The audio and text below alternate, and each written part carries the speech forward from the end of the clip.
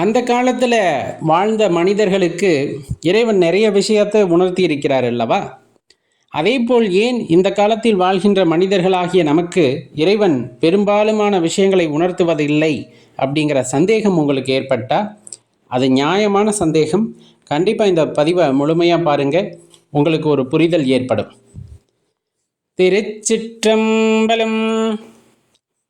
திருமூலர் ஐயா திருவடிகள் போற்றி போற்றி, கோரக்க பெருமான் ஐயா திருவடிகள் போற்றி போற்றி, குருவடியும் திருவடியும் வணங்கிந்த பதிவை ஆரம்பிக்கலாம். நண்பர்களே, நமக்கு நமது முன்னோர்கள் சொல்லியிருப்பாங்க, நமது தர்மம் அப்படின்னு சொல்லக்கூடியது மிக உயர்ந்தது, வாழ்வியல் நெறியை அடிப்படையாக கொண்டது, ஒரு மனிதன் எவ்வாறு வாழ வேண்டும் அப்படிங்கிறதோட ஆதாரத்தை எடுத்து கொடுக்கக்கூடியது அப்படிங்கிறத எல்லாத்தையுமே நமது முன்னோர்கள் சொல்லி வச்சிருப்பாங்க. சரி, யார் இதையெல்லாம் உணர்ந்து நமக்காக தத்துவார்த்தங்களாக கொடுத்தார்கள் அப்படின்னு பார்த்தா, நமக்கு முன்னரே வாழ்ந்த முனிவர்கள், ரிஷிகள், சித்தர்கள், இந்த மாதிரி பெரிய பெரிய ஞானிகள் இந்த பிரபஞ்சத்தோடு தொடர்பு கொண்டு, இந்த பிரபஞ்சத்திலிருந்து வருகின்ற அதிர்வுகளை வைத்து உணர்ந்து கொண்டு, ஒவ்வொரு அதிர்வும் எவ்வாறானது, அது நமது உடலிலே எப்படிப்பட்ட மாற்றத்தை உண்டு செய்கிறது என்பதையெல்லாம் உணர்ந்துதான் நமக்கு நிறைய விஷயங்களை சொல்லிட்டு போயிருக்காங்க. வேதங்களாகட்டும், அதன் பின்பு வந்த எல்லா நூல்களாகட்டும், நாம் எவ்வாறு வாழ வேண்டும், இறைவனை நோக்கிய பயணத்தில் எதுவெல்லாம் முக்கியம், எதெல்லாம் செய்யக்கூடாது, இது போன்ற பல விஷயங்களை நமக்காக விட்டு சென்றிருக்கிறார்கள். அப்போ முனிவர்களும் ரிஷிகளும் இக்காலத்தில் இல்லையா? அல்லது நாம் முனிவர்களாகவோ ரிஷிகளாகவோ மாறுவதில்லையே ஏன் அப்படிங்கிற ஒரு பெரிய கேள்வி நமக்கு முன் நிற்கும். ஏன்னா அந்த காலத்தில் இருந்தவங்களுக்கு தான் இறைவன் அனைத்தையும் உணர்த்தி இருக்கிறாரே, ஏன் நமக்கு உணர்த்துவது இல்லை அப்படிங்கிற பெரிய ஐயப்பாடும் இருக்கும் அல்லவா? அப்படி ஒரு சந்தேகம் வந்தால் அது நியாயமானது தான். கண்டிப்பாக உணர்ந்து பாருங்கள். அப்பொழுது, அதாவது ஒரு 5000-6000 வருடங்களுக்கு முன்னல் போகிறோம் அப்படின்னா, அன்னைக்கு வாழ்ந்த மனிதர்களுடைய தேவை எவ்வாறானதாக இருந்திருக்கும் அப்படிங்கிறத கொஞ்சமாக மனசில் வச்சுக்குங்க. பெரும்பாலும் காட்டுப்பகுதி, மிருகங்கள், அதற்கிடையே வாழ்ந்த மனிதர்கள், மரங்களில் கிடைத்த பழங்கள், இதை மட்டும் எடுத்துக்கொண்டு அதில் யாருக்கும் எதுவும் சொந்தம் இல்லை. ஒரு குறிப்பிட்ட பகுதியை தனக்கான பகுதியாக ஒரு இனக்குழுக்களாக இருந்து வாழ்ந்திருக்கிறார்கள். அந்த இனக்குழு அல்லாமல் தனித்து விடப்பட்டவர்கள் தனியே ஏதேனும் காடுகள், மலைகள் அந்த மாதிரி சுற்றி தெரிந்திருக்கலாம். இதையெல்லாம் சற்று அப்படியே நீங்கள் உருவகப்படுத்தி பார்த்தீங்கன்னா தெரியும். அவ்வாறு வாழ்ந்த மனிதர்களுக்கு என்ன தேவை இருந்திருக்கும் என்பதை யோசித்து பாருங்கள். அதிகபட்சம் உணவு. அவர்களுக்கு கேளிக்கையும் எதுவும் கிடையாது. அப்படிங்கிற சூழ்நிலையில் அவர்கள் தனிமையில் அதிகம் இருந்திருக்கிறதுக்கு வாய்ப்பு இருந்திருக்கும். தனிமையில் இருக்கும்போது அமைதியாக இருந்திருப்பார்கள். மலை உச்சியோ அல்லது எந்த இடமாக இருந்தாலும் இன்று போல அன்று அந்த கவனச்சிதறல்கள் இல்லாமல் தனது வாழ்க்கையில் ஒருவர் இருக்கிறார் என்றால் அமைதி அப்படிங்கிற அந்த ஒரு விஷயம் அவரிடம் குடிக்கொண்டு இருந்திருக்கும். அமைதியாக இருக்கின்ற ஒருவர் சலனம் இல்லாமல் இருக்கின்றார். அவரால் இந்த பிரபஞ்சத்துடன் தொடர்பு கொள்ள முடிகிறது. அப்படிங்கும்போது அந்த பிரபஞ்ச பேராற்றல் அவருக்கு பல விஷயத்தை உணர்த்தி இருக்கலாம். அவர்கள் ஞானியராக இருந்திருக்கலாம், சித்தர்களாக இருந்திருக்கலாம், அவர்கள் தவம் செய்திருக்கலாம், தியானம் புரிந்திருக்கலாம், மனம் ஒருநிலைப்பட்டு இருந்திருக்கும். யோசிச்சு பாருங்க. அப்போ அந்த மனம் ஒருநிலைப்பட்டு இருக்கிறது, அவர்கள் மனதிலே எந்த கவனச்சிதறல்களும் இல்லை. அப்படிங்கிற சமயத்தில் பிரபஞ்சத்தில் இருக்கக்கூடிய ரகசியங்களை யாவும் அவர்கள் உணர்ந்து கொள்வதற்கான ஒரு வாய்ப்பு கிடைத்திருந்திருக்கும். ஏன், மீண்டும் நல்லா அடிக்கோடிட்டு வச்சுக்கோங்க, கவனச்சிதறல் அவர்களுக்கு கிடையாது. எந்த இடத்திலும் இவ்வளவு சம்பாதிக்க வேண்டும், அவ்வளவு சம்பாதிக்க வேண்டும், அவன் என்னை விட பெரியவனாயிட்டான், இவன் என்னை விட உயர்ந்தவனாயிட்டான், நான் பெரியவன், நான் சின்னவன் அப்படிங்கிற அந்த ஒரு பாகுபாடு அவர்கள் மனதில் இல்லாததன் காரணமாக அவர்களுக்கு அடுத்த வேளை தேவை, அதிகபட்சம் என்ன தேவையாக இருக்கும், உணவு. அந்த உணவும் இருக்கிறது அப்படிங்கிற பட்சத்தில் அவர்கள் அடுத்த தேடலுக்கு போய்விட்டார்கள். உணவை விட பெரிய விஷயம் எது அப்படின்னு தேட போயிட்டாங்க. ஒரு காலகட்டத்தில் தியானத்தில் அமர்ந்து விட்டாலோ அல்லது தவத்தில் ஆழ்ந்து விட்டாலோ தன்னை மறந்து இருக்கிறார்கள். அப்படிங்கிற போது அவர்களுக்கு அந்த உணவும் தேவைப்படாமல் காற்றை உணவாக்கி கொண்டு வாழ ஆரம்பித்திருப்பார்கள். அப்போ சுத்தமாக அங்கே தேவையே இல்லை. அப்போ அவர்களுடைய நோக்கம் எங்கு மட்டும்தான் இருந்திருக்கும் அப்படின்னா, இந்த பிரபஞ்சத்தில் இருக்கக்கூடிய பேராற்றல் யாது என்பதை நோக்கிய பயணமாக இருந்திருப்பதன் காரணமாக அவர்கள் மனதில் கவனச்சிதறல்களே இல்லாமல் இருப்பதன் பொருட்டு அவர்கள் எங்கு தொடர்பு கொள்கிறார்கள்? பிரபஞ்சத்துடன் இணைப்பை ஏற்படுத்தி கொள்கிறார்கள். அவ்வாறு இணைப்பை ஏற்படுத்தி கொண்டவர்களுக்கு பிரபஞ்சத்தில் இருக்கக்கூடிய ரகசியங்கள் யாவும் வெளிப்படுகின்றன. டீகோட் அப்படின்னு நம்ம சொல்லுவோம் இல்லையா, அந்த மாதிரி இது ஒரு பிணைப்பு.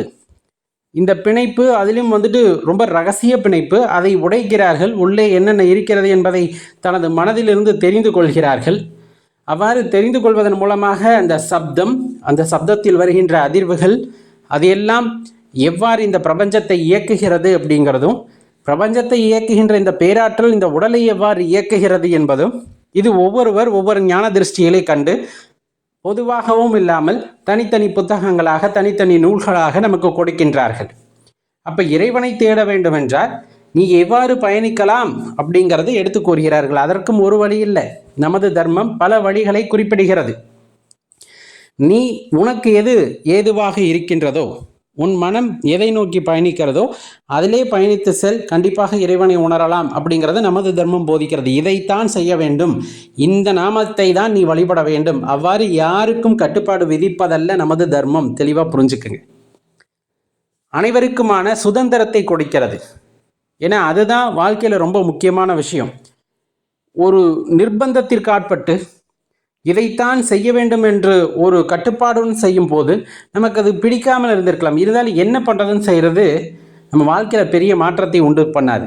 எனக்கான சுதந்திரம் கொடுக்கப்படுகிறது, எனது சிந்தனைகளுக்கு மதிப்பளிக்கப்படுகிறது. அப்படிங்கும் போது நான் தவறாக போனாலும் கூட அந்த பாதையிலே சென்று அது தவறு என்று உணர்ந்து கொண்டு உண்மையை நோக்கி பயணிக்கும் பொழுது எனது மனம் தெளிவடையும். இல்லை, ஒரு கட்டுப்பாடுன்னு செல்லும் பொழுது அது தவறாக போகிறதுனா நான் மாற்றி கூட யோசிக்க முடியாது.